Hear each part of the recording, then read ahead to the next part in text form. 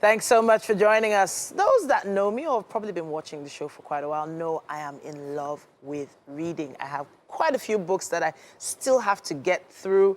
And every week we are given new pieces to add to our collection right here on Wake Up Nigeria. Now, this is a key one, probably for you. You need to stay close and listen to this. Flow Freely offers practical steps to understanding your body as a woman. Perfecta Osawaru is an alternative medicine practitioner. She's a women's health specialist. And even more key, she's into pain management. Yes, ladies, I said it, pain management. And she's put together this book. Thank you so much for joining us. Thank you for having me. Flow Freely is already a very interesting title. And then you go ahead and put a picture like this on it. For those that can't see it or don't understand what is on the cover, it is a red feather on a panty liner. It's not exactly a sanitary towel, it's just a panty liner. And that is a very bold statement. Yeah. Why did you decide to go with that as the cover based on your specialty? All right, thank you so much again. So when I was talking about the cover design with the graphic designer, I spoke to many ladies. I did like a survey. And so I asked them that if you want a book on menstruation, something to help you understand your body, what would, when you see the cover of the book, what would you see that this book would tell you that this is for me? So I told them the title was Flow Freely. And then some of them said if they saw a title Flow Freely, it could be flow through life freely. Okay. It could be flow through anything freely. Okay. But when it comes with that catchy image and the fact that menstruation is something that is oftentimes not spoken about, that it will grab their attention and they will know that that book is for them. And so that's why we took that. Okay, so there are a lot of women who are probably increasing the volume of their TV sets right now because of the fact that we talked about this. They are going through a lot on a monthly, probably just believing that this is their lot in life. This is what God has basically just given them to deal with, and God will not give them anything more than they can handle, right? Sure. Let's talk about some of your patients, clients, maybe some of the stories that you've put together in here that made you put this together. What are the most common cases with women who need to read this kind of book?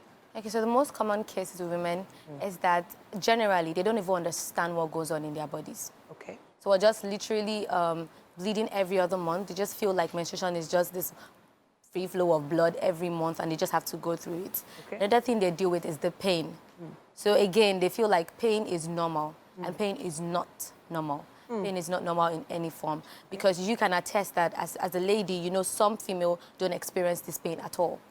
They can't relate to what it is that you're going through. Whilst other female, they experience it and, you know, it's severe. So one of the common cases that I'm oftentimes faced with is the fact that women don't understand their bodies, they don't understand their menstrual cycle, and they deal with a lot of pain. Okay, so now can we actually go into what the cycle entails? We know that there's a certain number of days in the month that constitute a cycle. Yeah. Most women know that. They know that they're supposed to count the days of their cycle to a certain extent. But what exactly happens during that cycle? Right. Okay, so first we'll start with the counting. Okay. Now you said most women know. You know, a lot of women they have a date. Okay. January 5, it comes. Then the next month, February 5. Okay. They don't necessarily count it.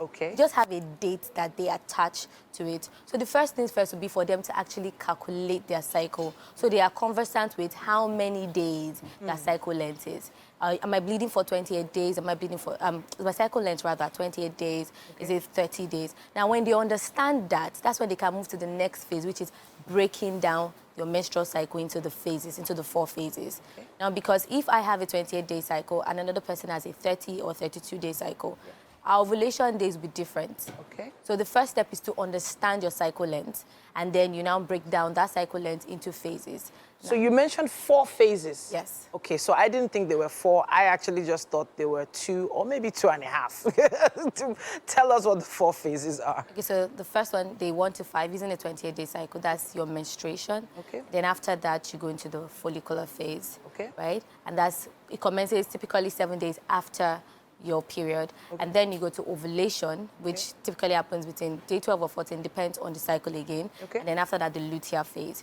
So those are 4 phases. Okay. Now, and if you want to understand anything at all, because menstruation is the one singular thing that differs us from the male gender, yes. right? So you need to understand that cycle and then what goes on in it. Okay, so now I know we're going into some sort of semi-medical terms already. We're trying to avoid that and come back to the book. I do know that you've broken down most of this in your book. Yes, I did. And you've done it in a very concise way. How long did it take for you to put this together?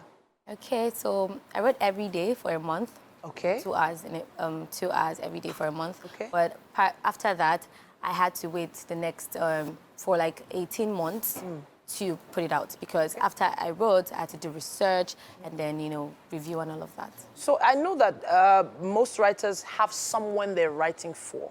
Yeah. Was it someone in your family that was going through it? Was it someone, or was it actually yourself? Or did you just feel you needed to document all you'd learned? It was myself. Okay. I had to deal with menstrual pain for over a decade. Okay. And it wasn't just the pain.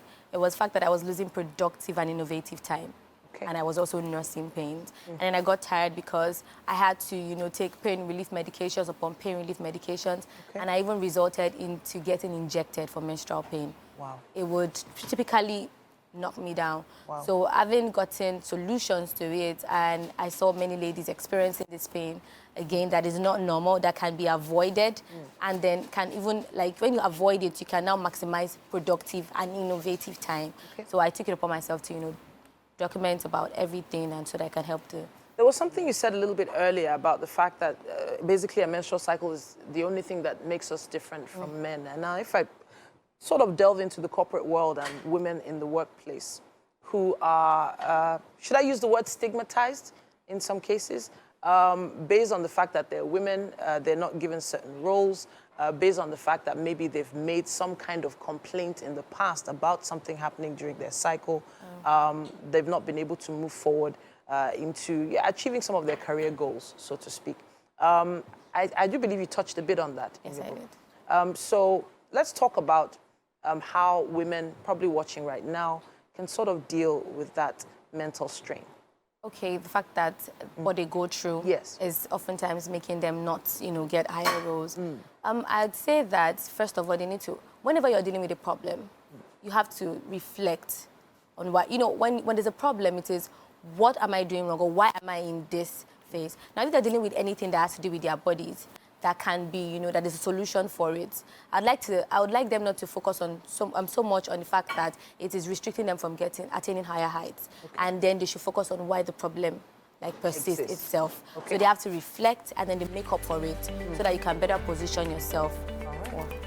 I have to say a big thank you to you for putting this together. Thank you on behalf of so many women all around the world watching right now. You've put together your story and given some solutions in this book. Flow freely, practical steps to understanding your body and having a painless period. Yes, I will say it again, painless period.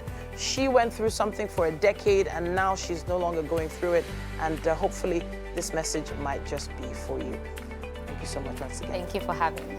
Use our hashtag #WakeUpNigeria on TVC if you have any questions or contributions, and we'll see if we can also respond. Stay with us. Let's take this quick break.